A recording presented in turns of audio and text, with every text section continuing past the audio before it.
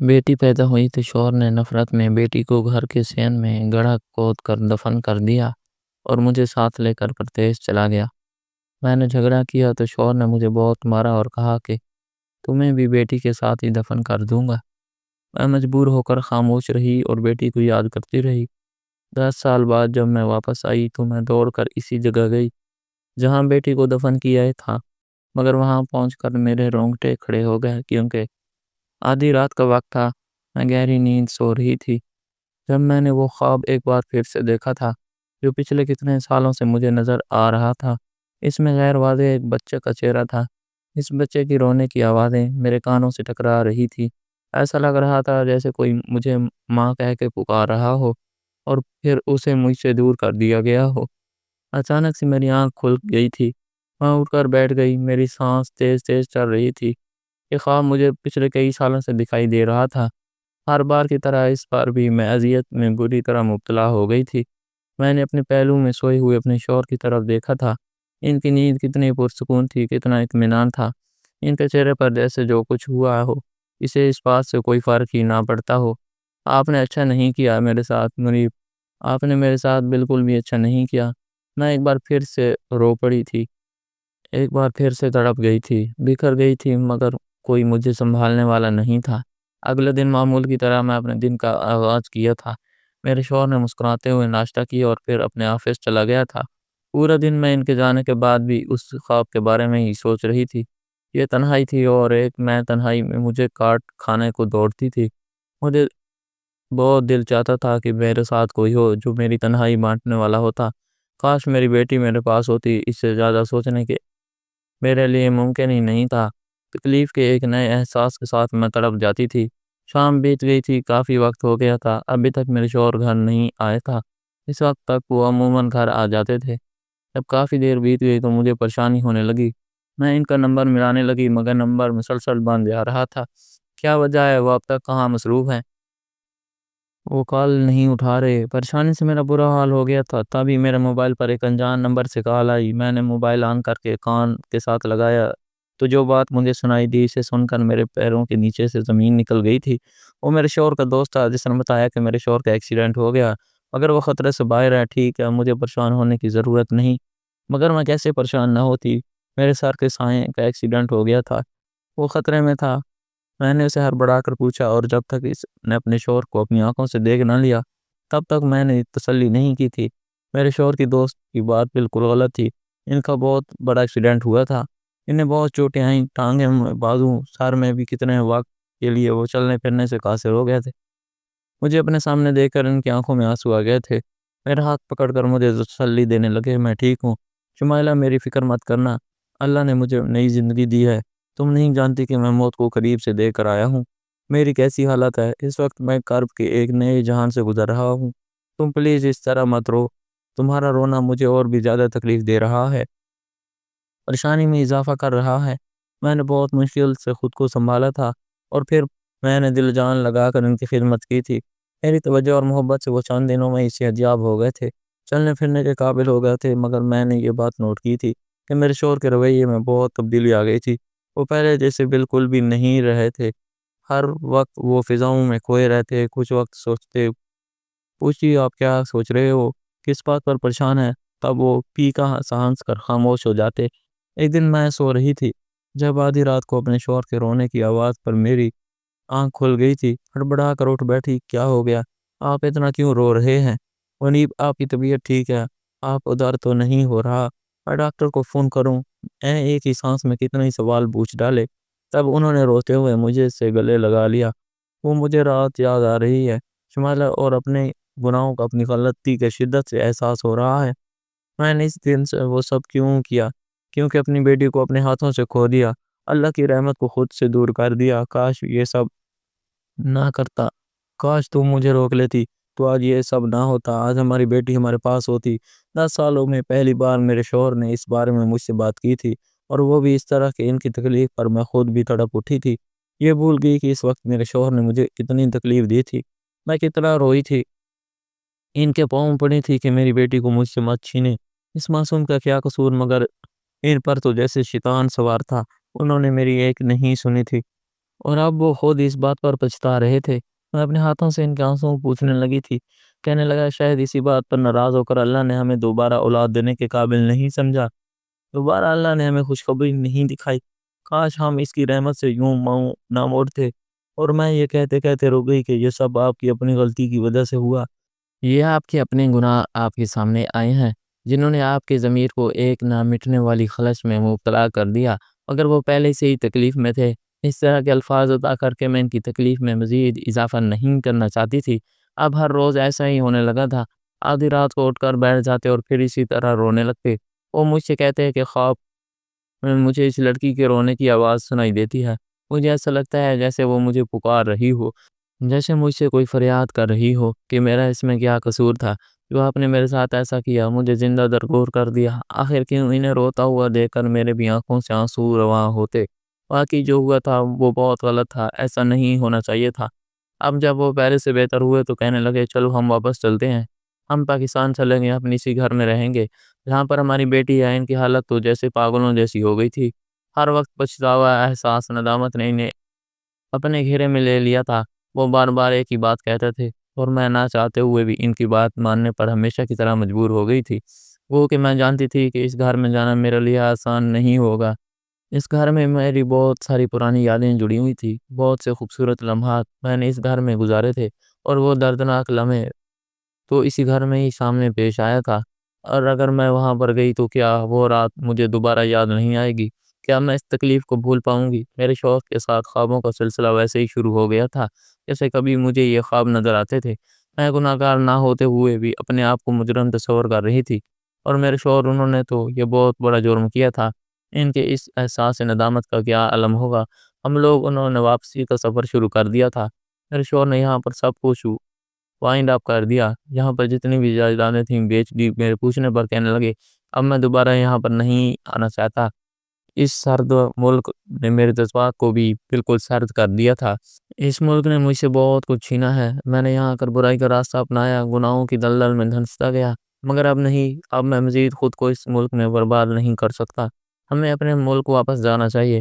مجھے خوشی تھی کہ میرے شوہر واپس اپنے راستے پر آ گئے تھے، انہوں نے برا رویہ چھوڑ دیا تھا۔ آج سے پہلے وہ لڑکیوں کے ساتھ عشق و عاشقی کے چکر میں پڑے رہتے، ان کے ساتھ غلط کام کرتے، کتنی لڑکیوں کو انہوں نے شادی کا جھانسا دیا، کتنیوں کے ساتھ بہت کالا راگ لگایا، اور پھر کتنیوں کے ساتھ وقت گزاری کر کے انہیں چھوڑ دیا۔ میرے شوہر ایک ہنر صفات آدمی تھا، جنہوں لڑکیوں سے صرف وقتی لذت درکار ہوتی تھی اور پھر وہ ان سے بے دل ہو جاتے۔ نہ جانے مجھ میں انہیں ایسی کون سی خوبی نظر آئی تھی جو انہوں نے مجھ سے شادی کر لی۔ ہماری واپسی کا سفر شروع ہو گیا تھا، اور میں جہاز میں بیٹھتے ہی واپسی کا سفر کرتے ہوئے اپنے ماضی میں بھی جیسے کھو گئی تھی۔ میں ایک نادان سی لڑکی تھی، اس وقت میں ایف اے پارٹ 2 میں تھی، اس وقت میں اپنی سہیلیوں کے ساتھ پیدل ہی گھر کی طرف آ رہی تھی، تب میں نے ایک بات نوٹ کی کہ ایک گاڑی مسلسل میرے پیچھے آ رہی ہے۔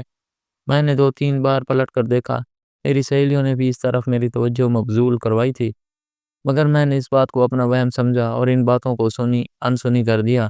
اگر اب یہ معمول بن گیا تھا، جب بھی میں چھٹی کے بعد اپنی سہیلیوں کے ساتھ گھر کی طرف آتی تو ایک دن گاڑی روزانہ ہمارا پیچھا کرتی، اور ایک دن وہ گاڑی میرے عین سامنے آ کر رک گئی۔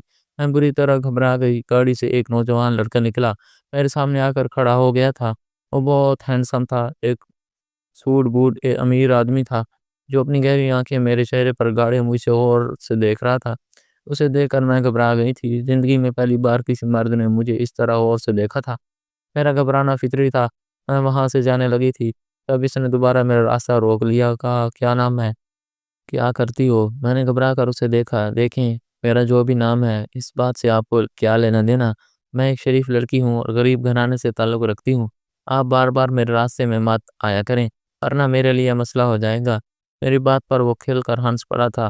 مجھے یہ بتاؤ، تم کسی کو پسند تو نہیں کرتی؟ اس کی اس بات پر میرا چہرہ لال پڑ گیا تھا۔ دیکھیں، آپ حد سے بڑھ رہے ہیں، میں آپ کو جانتی تک نہیں ہوں، اور آپ ہیں جو اتنے بےہودہ سوالات پوچھ رہے ہیں۔ میری سہیلی شبو میرا بازو پکڑ کر مجھے کھینچ کر وہاں سے آگے لے کر جانے لگی۔ کیا کر رہی ہو تم؟ کیوں اس آدمی کے منہ لگ رہی ہو؟ اگر ہمیں محلے کے کسی آدمی نے دیکھ لیا تو ہمارا جینا حرام ہو جائے گا، ناک کٹ جائے گی، اپنے ساتھ ساتھ مجھے بھی مروا دو گی۔ کیا میں بھی تیزی سے قدموں اٹھاتے ہوئے شبو کے ساتھ گھر کی طرف چل پڑی تھی۔ کچھ دن گزر گئے تھے جب ہم نے یہ بات محسوس کی کہ اب اس گاڑی نے میرا پیچھا کرنا چھوڑ دیا تھا۔ میں دل میں خود کو پرسکون ہوتا محسوس کیا تھا، مگر اب میرا یہ سکون عارضی ثابت ہوا تھا۔ اس دن جب میں گھر آئی تو وہ گاڑی میرے گھر کے سامنے کھڑی تھی۔ میں اور شبو دونوں ہی پریشان ہو گئے۔ یہ میرے گھر کیسے پہنچ گیا؟ میری شکایت لگانے کے لیے آیا ہے۔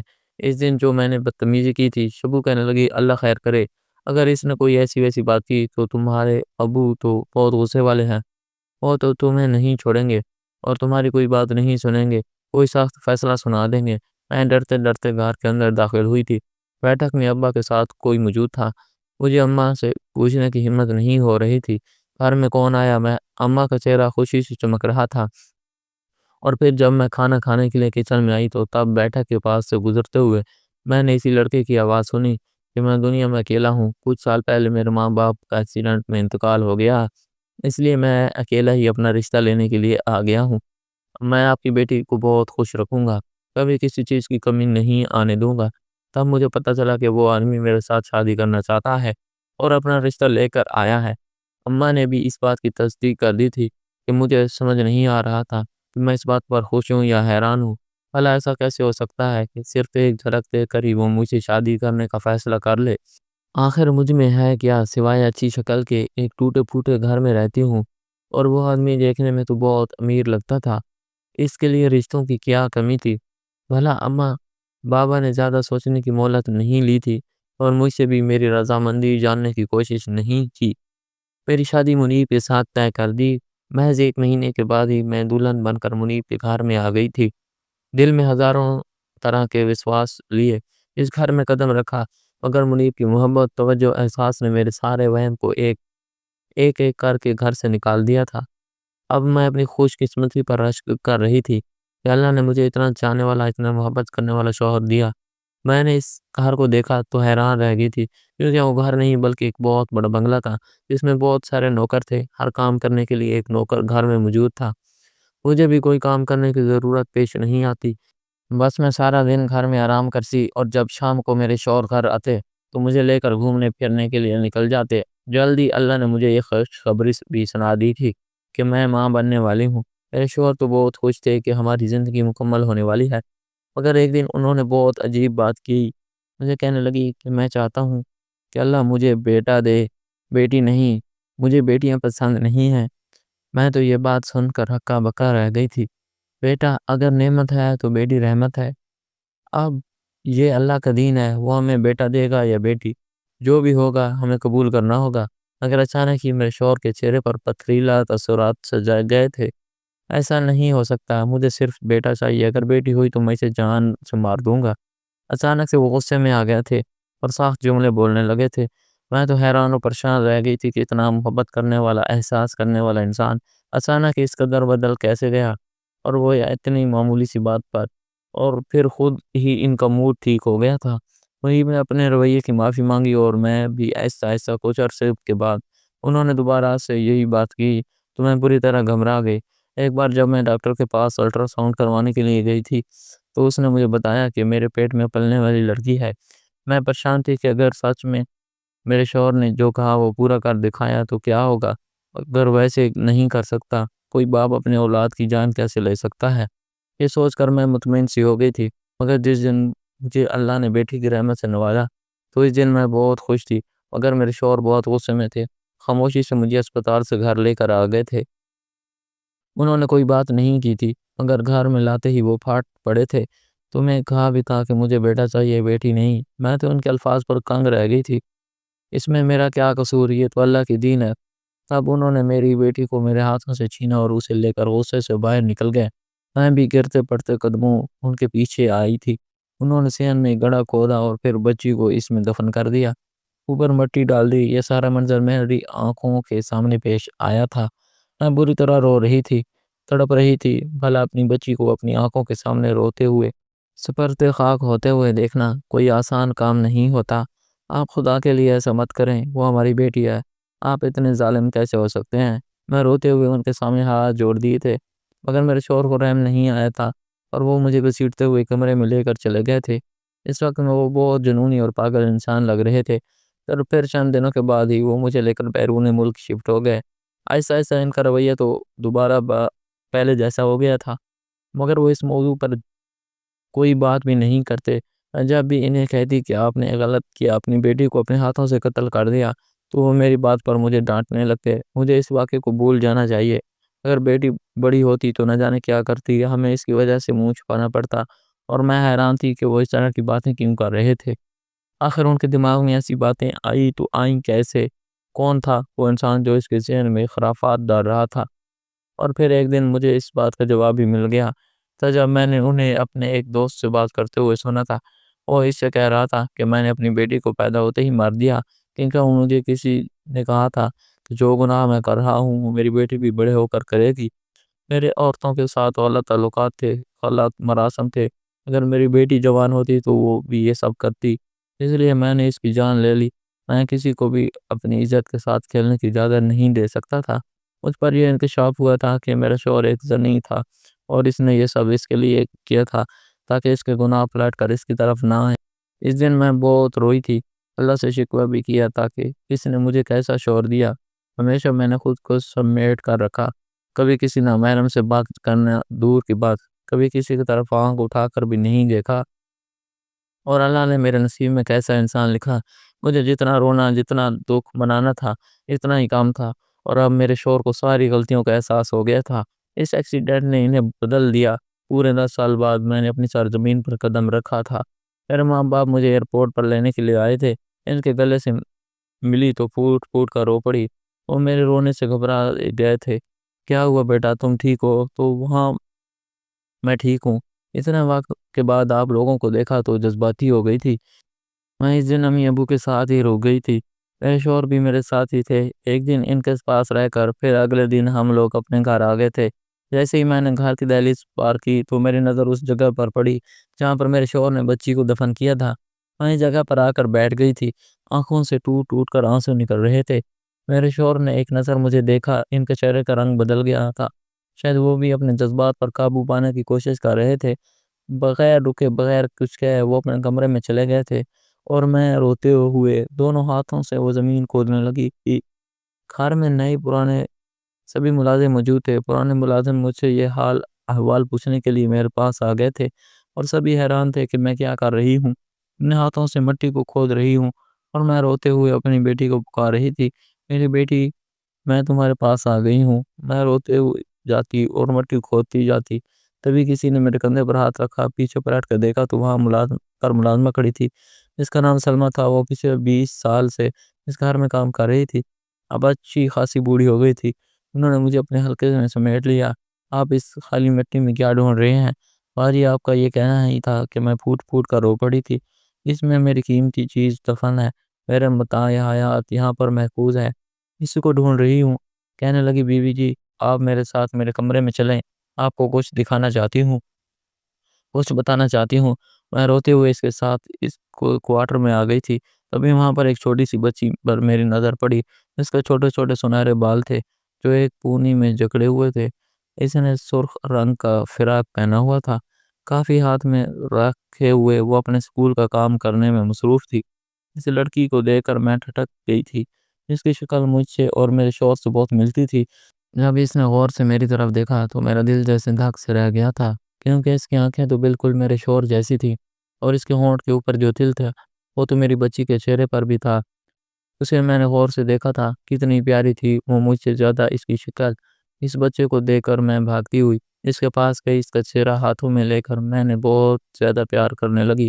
میں روتی جاتی اور ساتھ کہتی جاتی، یہ بچی کون ہے، کس کی ہے؟ تب ملازمہ کہنے لگی، بیوی جی، یہ آپ کی امانت ہے، آپ کے متاع حیات، جیسے آپ مٹی میں ڈھونڈ رہی تھی، اسے میں نے مٹی سے نکال لیا تھا اور اسے ایک موتی میں ڈال لیا تھا۔ دیکھا تو کتنی پیاری بچی ہے یہ، اور اس کی تربیت بھی میں نے بہت اچھی کی ہے۔ ملازمہ کی بات پر میں نے حیرت سے سر اٹھا کر دیکھا، کیا مطلب؟ یہ بچی، میری بات ادھوری رہ گئی تھی۔ کہنے لگی، اس رات جب صاحب جی نے بچی کو زندہ زمین کے اندر دفن کر دیا تھا اور جس طرح آپ رو رہی تھی، سارا منظر میں نے دیکھا تھا۔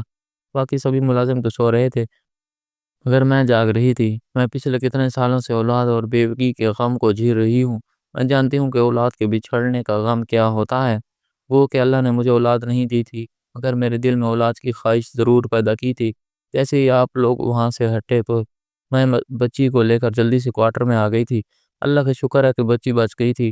اس وقت میں اسے ڈاکٹر کے پاس لے کر گئی اور پھر گھر واپس آنے کے بعد میں نے اسے اپنے کوارٹر میں چھپا دیا تھا۔ میں نے صاحب جی سے کہا کہ کچھ دن گاؤں میں جانا ہے، ایک شادی ہے۔ صاحب جی نے مجھے چھٹیاں بھی دے دی تھیں۔ میں آپ کے بچے کو لے کر گاؤں میں چلی گئی تھی، کچھ دن وہیں پر رکی۔ جب مجھے پتہ چلا کہ آپ لوگ یہاں سے چلے گئے ہیں تو تب میں بچی کو لے کر یہاں پر واپس آ گئی۔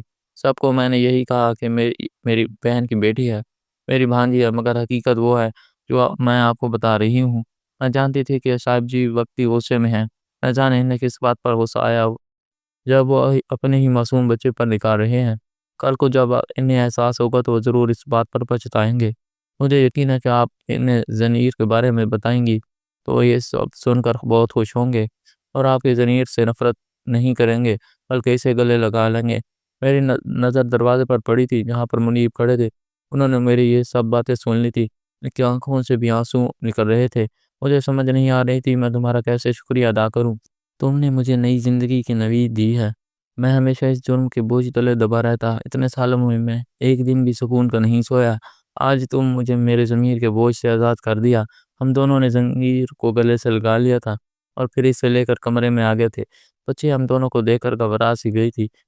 ہم اس کے لیے اجنبی تھے۔ وہ ہماری ملازمہ کو ہی اپنی ماں سب کچھ سمجھتی تھی اور میں جانتی تھی کہ ایسا ایسا میں اس کے دل کو اپنی محبت پیدا کر لوں گی، ایسا ایسا ایسا سب کچھ بتا دوں گی۔ آپ کو اس سٹوری کے بارے میں کیا رائے ہے کمنٹ سیکشن میں لازمی بتائیں۔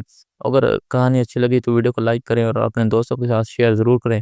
چینل پر نئے ہیں تو ہمارے چینل سلطان سٹوری کو سبسکرائب کریں۔ اللہ حافظ۔